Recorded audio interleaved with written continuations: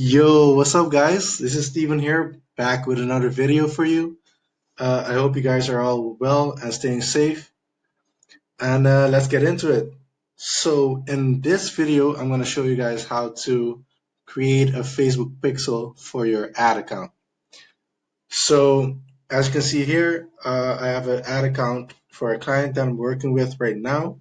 We are currently in their ad account page.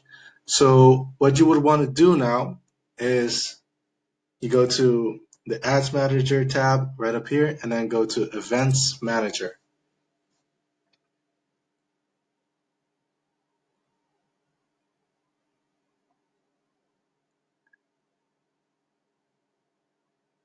And now, as you can see, it gives you several options like Facebook Pixel, offline events, and app events. So I'll go here to this tab and go to Facebook Pixels.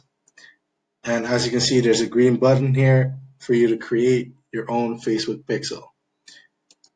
You just press that one.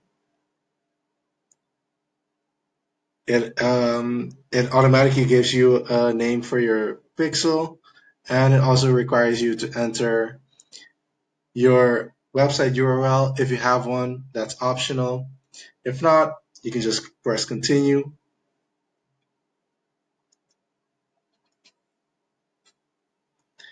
And pretty much there you go. So you can either use a partner integration, which is you can add it in your, let's say, a Shopify store, your WordPress, and it'll go automatically then. Or you can manually add the pixel code to your website if you're handy with coding, or if you have a developer for your website, you can even email the instructions to them and they can do that for you.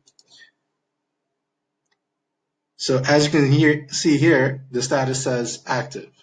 So that means your pixel is up and running already, and whenever you're ready, you can add it on your web pages so you can track and measure events that take place on your web pages.